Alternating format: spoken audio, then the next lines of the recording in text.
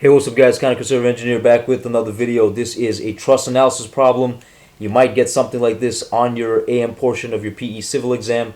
So they might just give you a truss and they will be like, all right, find force IJ. All right, find the force on this member right here, member IJ. What is it? So there's two ways to do this. There's the method of joints, which might take you forever. And there's also the method of sections. There's also another method called cut and sum, but that's only for inclined members. We're not going to even talk about that. So we are going to do the method of sections because it makes our lives a lot easier. The method of joints might take you forever. So let's just assume that these ends, points A and G, are roller connections. So they have just one force. So RA and RG. And for the simplicity, just to keep this problem simple, we're going to assume that all the vertical and horizontal members are equally, the lengths are 10 feet, right? So they're equally spaced here for the horizontal section, and the verticals are also 10 feet. All right, and to make it somewhat difficult, let's put a force coming out of node B. We'll maybe 10 kips here, and out of C, we'll also do 10 kips.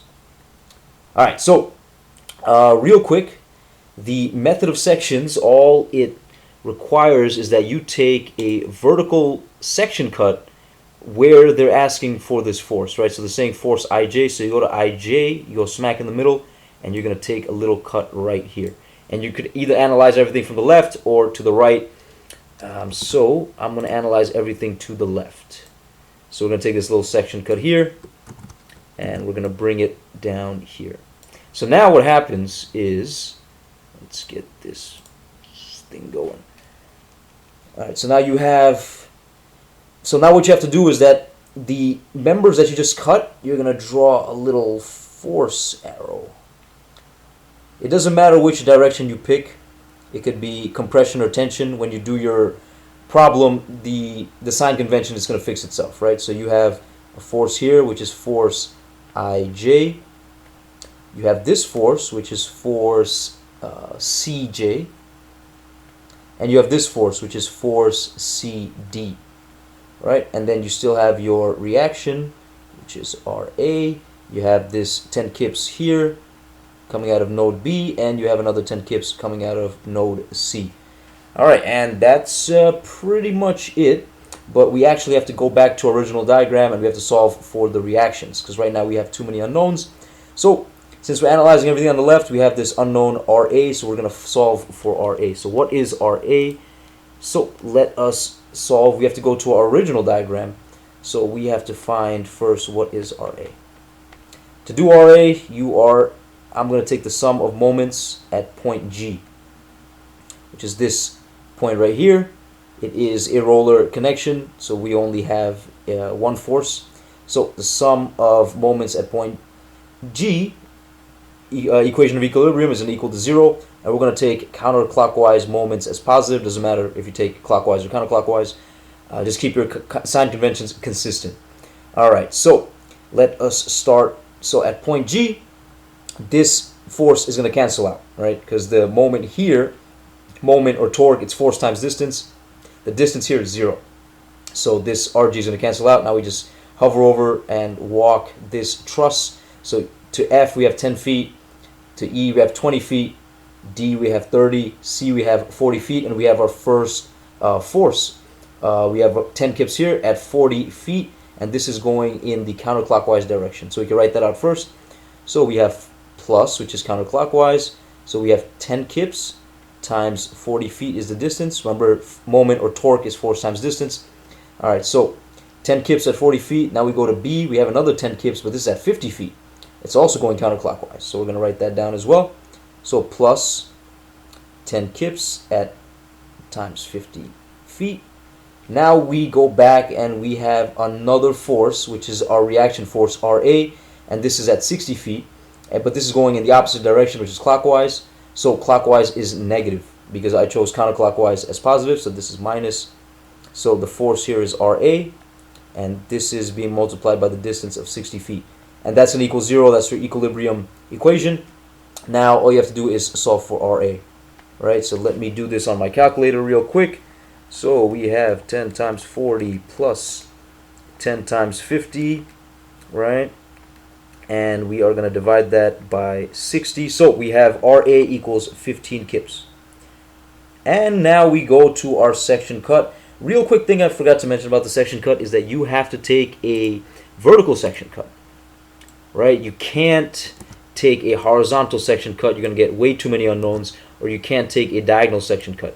Why is it a vertical section cut? Because it only works, the section method only works when you have a scenario where you have less than or equal to 3 forces. So when you take a section cut, your member should give you forces, 3 forces or less, or else it's not going to work. So in this case, we took a section cut at IJ, and we have 3 forces. We have force IJ, force CJ, and force CD. Now, remember, we're solving for force IJ. So over here, very simple. All you have to do is take the moments about node C, because all of these forces are going to cancel out, right? Because they're all force times distance, which is 0.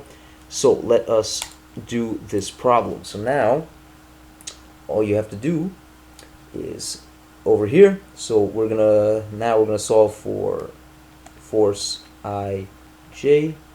What is it? Well, the sum of moments at node C equals 0. That's your equilibrium equation, and counterclockwise is positive. All right, so let's do this. All right, so you start at point C. This 10 kips cancels out, and these 2 forces cancel out because it's at 0. Now we're going to hover over to our first force. So we got to point B, which is 10 feet. 10 kips at 10 feet. So, and this is going counterclockwise, which is positive. So you have 10 kips times 10 feet. Okay, next force is your reaction force RA, which we found to be 15 kips. So this 15 kips is 20 feet away from C, and it's going in clockwise. So clockwise is negative, so you're going to write that down. Minus 15 kips times 20 feet. Now, are we done? No, because where is the unknown? The unknown here is force IJ. This also has to be included in your moment equation, right? So now we go from, instead of C going horizontal, now we're going to go C vertical. So we're going C and we're going up 10 feet, because remember, I said all the vertical members are also 10 feet in distance. So this is going up to point I, and you have this force IJ, and this is going, the distance is 10 feet. And this is going in the clockwise direction, so that's going to be minus. So minus force IJ, which is what we're solving for, times 10 feet. That is going to give you 0. Now all you have to do is solve for this force IJ, and you get, so let me do my calculations. So 10 times 10 minus 15 times 20. All right, and we're going to divide that by 10. So your force IJ is minus 20 kips. So this just means that this is in compression, basically. So you originally had the arrows coming out. The arrow is just going to go the opposite direction. But that's not, they're not asking for any of that. So this is your final solution. This is your final answer. Let me use this rectangle. Yep, that is your answer. And this is going to be found in your Civil Engineering Reference Manual, page 4115 and section 36. So I'll write that down. This is going to be your CRM, right? 41 dash, wait, what was that? 41 dash 15. So that's your method of, hold on, 41 dash, yep. 15. That is your method of sections. All right, so just to reiterate what we did, we have a truss scenario where we have roller connections at the end. We found the reaction forces, the reaction RA, and then we took a vertical section cut at member IJ, and then we got this little diagram here, and then we just use our equilibrium equations. A lot of things canceled out, and we found the force IJ using just basic arithmetic. And yeah, that's it. Pretty simple. It's a lot shorter than this video. Trust me, if you just follow the steps, it's pretty easy to do. Yeah, that's it. Thank you so much for watching this video. I'll see you guys next time. You guys have a nice day.